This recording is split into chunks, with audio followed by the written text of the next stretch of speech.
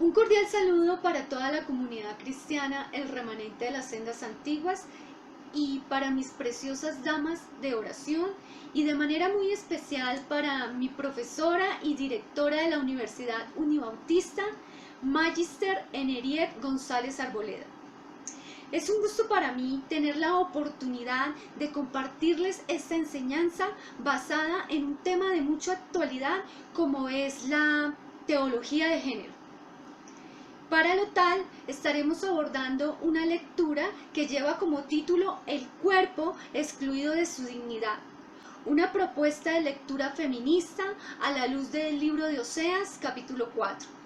Espero esta enseñanza sea de mucha reflexión y sobre todo de una reflexión crítica para toda persona que tenga la oportunidad de escucharla. Sin más preámbulo, vamos a comenzar con la enseñanza del día de hoy. El cuerpo excluido de su dignidad, una propuesta de lectura feminista a la luz del libro de Oseas, capítulo 4. Como ya lo comentaba, la autora de este escrito se llama Tânia Mara Vieira Sampaio, de la Universidad Católica de Brasilia. ¿Qué podemos decir acerca de la autora? Ella es doctora en Ciencias Sociales y Religión por la Universidad Metodista de São Paulo. Es profesora e investigadora en la línea de aspectos sociofilosóficos de la actividad física y desarrollo de la Universidad Católica de Brasilia. Además, es una de las personas dentro de la Iglesia Metodista que más ha contribuido en su lucha por reivindicar la dignidad de las personas con SIDA. Pero no ha sido solo esto a lo que ella se ha dedicado. Ha sido realmente una activista en causas sociales, como por ejemplo la defensa de las personas más débiles de la sociedad y reivindicar el papel de la mujer a la luz de las escrituras, haciendo una interpretación teológica más desde el punto de vista feminista. Vamos a ver un poco más de qué se trata. Pero quisiera que permitiéramos que Dios nos ministre con su presencia por medio de su Espíritu Santo. Vamos a disponer nuestro corazón para escuchar esta breve alabanza basada en el libro de Oseas.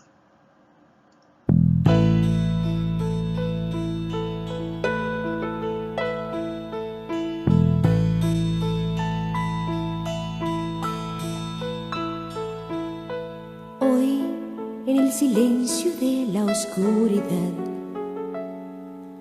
todo se ha calmado ya. Los ruidos de otro día, problemas y demás. La noche se ha quietado y mi alma en soledad clama la dulzura de tu voz.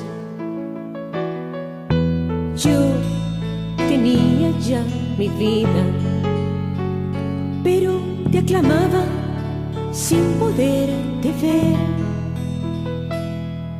En mi alma había un vacío y nada lo podía llenar. La noche estaba quieta y en la soledad escuché tu voz. Te voy a enamorar y en el desierto te hablaré al corazón.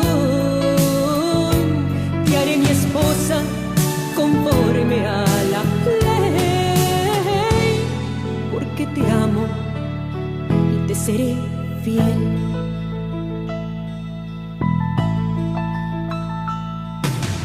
Eras como una esposa joven. En el desierto yo te abandoné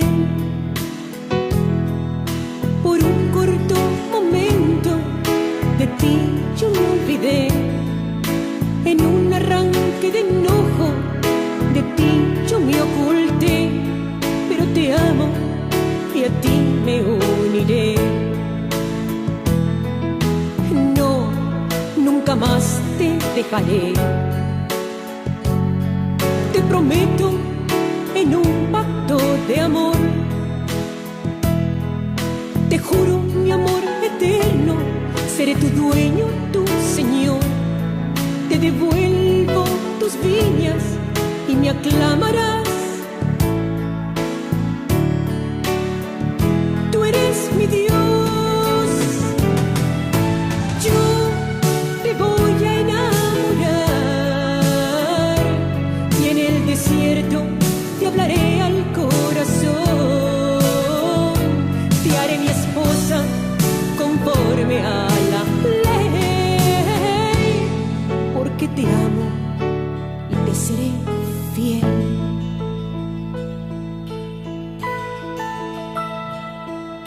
Mi Dios, nunca más volveré a temer. En mis labios no habrá más Dios que tú, mi Señor, mi esposo, mi libertador. Aunque los cerros y montañas cambien de lugar, tu amor por mí no cambiará.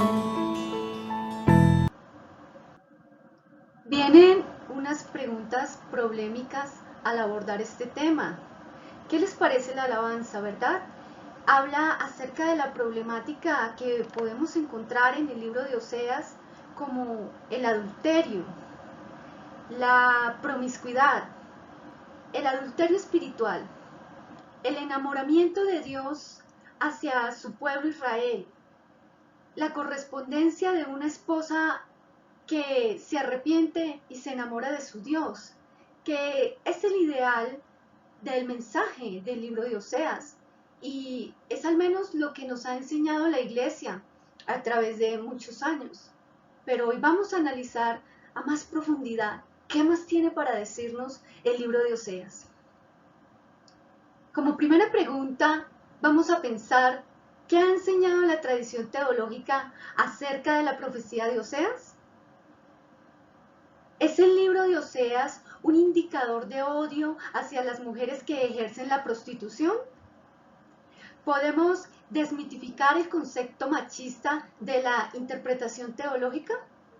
¿Ustedes qué consideran que puede ser la respuesta a estas preguntas? Puntos tradicionales acerca de la enseñanza del libro de Oseas.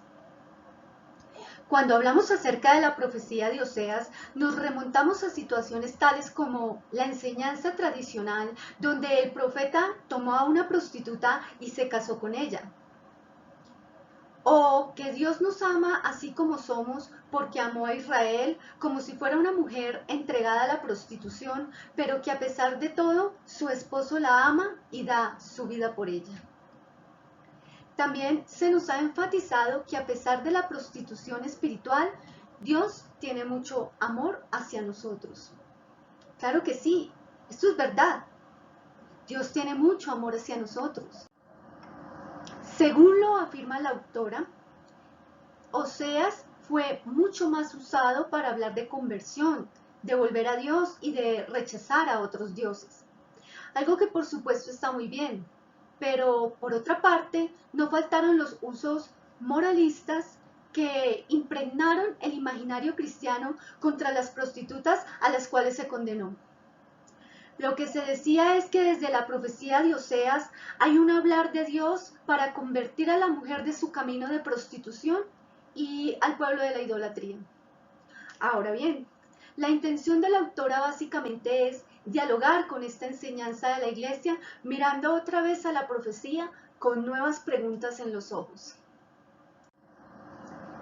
Debemos rescatar algunos textos que han sido olvidados en la lectura y la interpretación del libro de Oseas.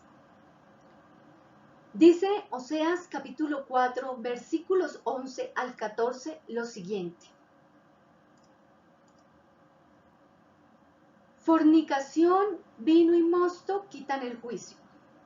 Mi pueblo a su ídolo de madera pregunta y el leño le responde, porque espíritu de fornicaciones lo hizo errar y dejaron a su Dios para fornicar.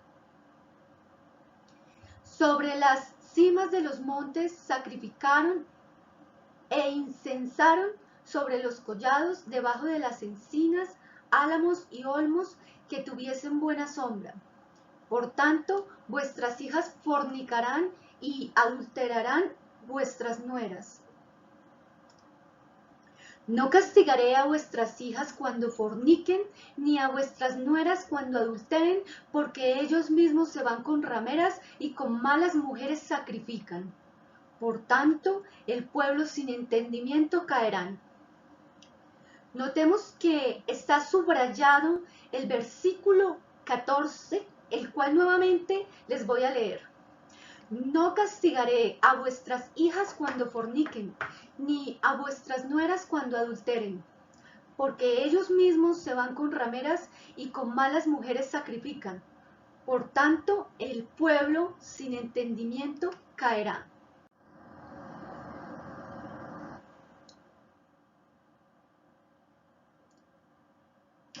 La fiesta de la abundancia, de la convocación a toda la comunidad para gustarse, festejando y trabajando, es también un espacio de religión popular.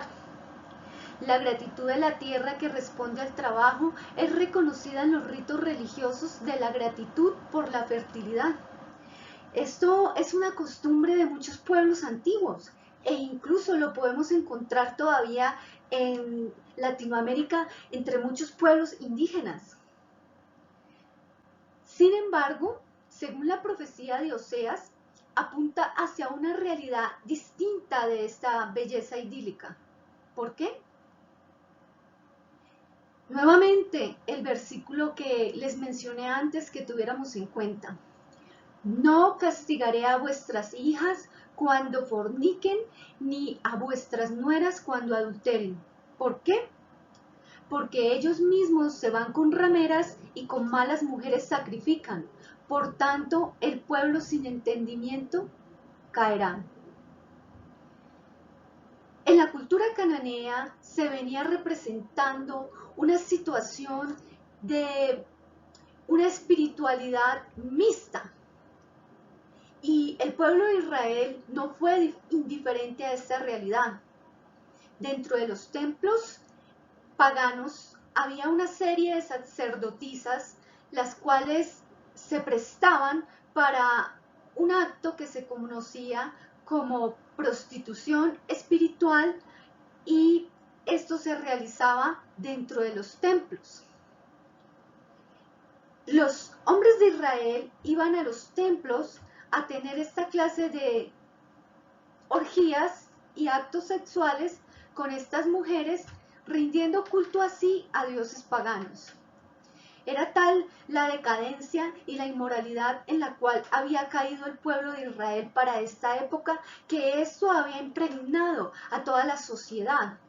Y las prostitutas ya no eran entonces aquellas sacerdotisas paganas, sino que también eran sus propias nueras, sus propias esposas y sus propias hijas. Pero continuemos con nuestro análisis. De acuerdo a la anterior información, es equivocado individualizar a las mujeres en el estudio de la Biblia. Bien, afirma la autora que no hay nada en la sociedad que escape a un análisis de las relaciones sociales de sexo, de raza, de clase, o por lo menos estas tres. Hay una multiplicidad de relaciones que se entrecruzan, que se determinan, y en su análisis podemos encontrar mayor claridad en el diálogo, vida y Biblia. Tal es el caso de la situación que plantea el libro del profeta Oseas, donde los mismos complementos que conforman la sociedad de la época parecían estar desmoronándose.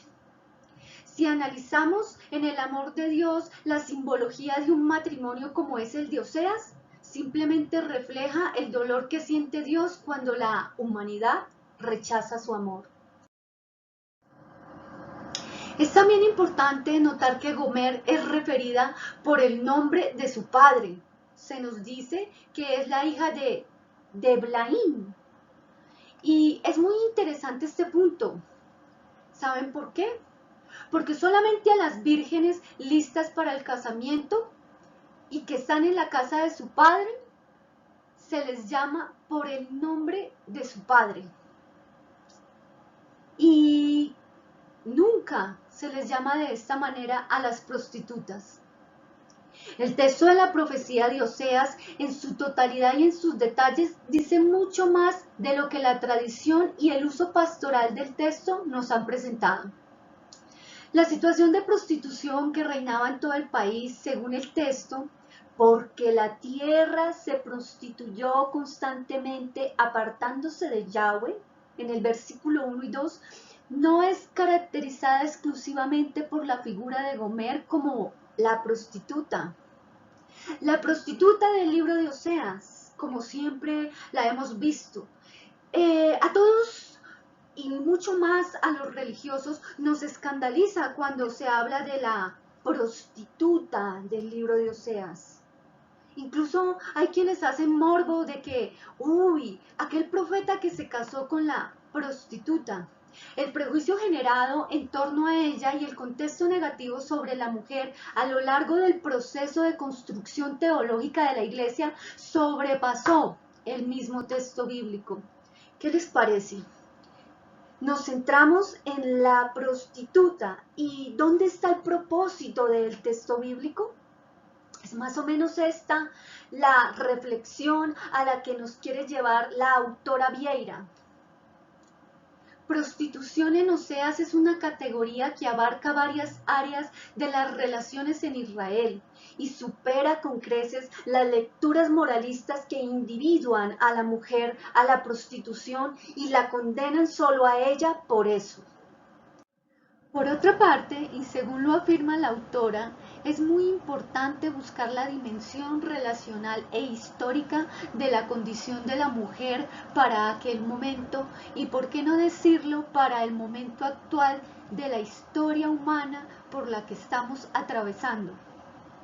Gomer es una de aquellas tantas otras hijas que son prostituidas en las eras, en tiempo de la cosecha, en el momento grande de la reunión popular para el trabajo, para la celebración, para la religión. Hay prostitutas y hierulas envueltas en la prostitución. Hay nueras que adulteran y hay hijas, entre ellas Gomer. Ellas todas están siendo prostituidas. ¿Pero por qué? ¿A quién le puede interesar esto? ¿Qué relaciones están trazadas aquí?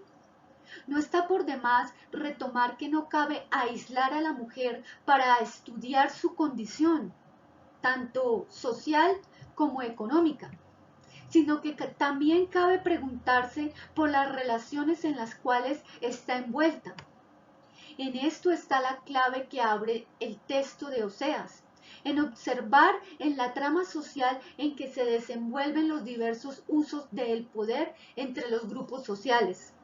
Ahora bien, los príncipes de Israel parece que se olvidaron del mandato descrito en Levítico capítulo 19, versículo 20, que dice: no degradarás a tu hija haciéndola que se prostituya, porque la tierra se entregará a la prostitución y se llenará de corrupción. Un mandato muy importante que ya con anterioridad Dios le había dado al pueblo de Israel. Parece que por completo se les había olvidado a los hombres en autoridad dentro de aquella nación que esto era algo terrible para su propia descendencia. Es también de mucha importancia que al analizar la condición de la mujer a la luz de la profecía de Oseas, nos remite a mirar un conjunto de relaciones no solo entre hombres y mujeres, sino a mirar el conjunto social con sus diversos grupos, en sus organizaciones y en los diferentes mal usos del poder.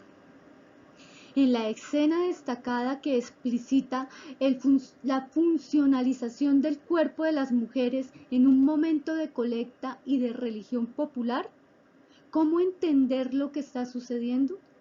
No hay cómo no ver que hay una estructura que se fortalece en el debilitamiento del cuerpo de estas mujeres, o más exactamente de estas pequeñas hechas adultas demasiado temprano por la causa de una lógica asesina. Los responsables de esta situación, según la contundente crítica de la profecía, no pueden ser otros sino aquellos que le dan la moldura al capítulo 4. Son los agentes del Estado, es decir, de los que se habla en la primera parte del capítulo 4, del versículo 4 al 11, y vuelven a aparecer con los jefes del pueblo al final en los versículos 14, 15 y 19.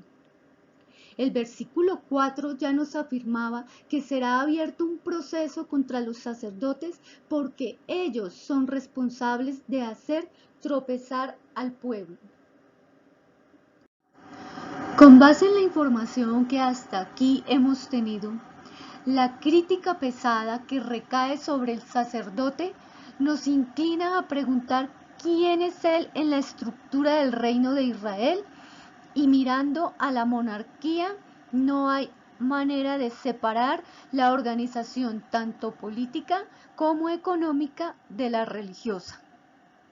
Sacerdote es agente directo de tal sistema. Oseas habla con mucha claridad: hacer reyes y príncipes sin el consentimiento de Yahweh es lo mismo que hacer dioses con las propias manos. Es decir, nombrar a aquellos líderes y sacerdotes dentro de la iglesia sin un real conocimiento de Dios no es otra cosa que levantar un nuevo ídolo. Pero siguen nuestras preguntas. ¿Por qué explícitamente las mujeres son mencionadas en sus diversas categorías en este momento de la crítica a los sacerdotes? ¿Sería esto más bien para reforzar nuestro imaginario de que la prostitución es algo que envuelve en primera instancia a la mujer? ¿O más bien será para resaltar que la mujer ha conseguido amantes con el fin de buscar su vino, su pan y su aceite, elementos básicos para el subsistir? Es más bien una propuesta teológica la que nos plantea nuestra autora: romper con la condición de víctimas de la mujer afirmando su resistencia. La propuesta hermenéutica para su lectura de Oseas asume el desafío de dejar de buscar lo específico de la mujer, la contribución de la mujer o de lo femenino, sino más bien analizar la denuncia de violencia al cuerpo de las mujeres y niños, pero sin que esto signifique recaer en un discurso de revictimización, sino por el contrario, el reflexionar que el cuerpo de la mujer, tanto en la profecía de Oseas como hasta nuestros días, ha sido marcado por un sistema machista que se alimenta del sacrificio humano y del mal uso del poder, y que necesita ser resistido por quien lucha por la dignidad de la vida. Recordando así las palabras ya dichas por nuestro Señor Jesucristo en su muy conocido Sermón del Monte en Mateo 5:6, que dice: bienaventurados los que tienen hambre y sed de justicia, porque ellos serán saciados. Es muy grato para mí que hayan tenido la oportunidad de tomarse un tiempo, unos minutos, para escuchar esta enseñanza. Espero la reflexión crítica sobre la vista que tenemos en la iglesia respecto a la mujer cambie.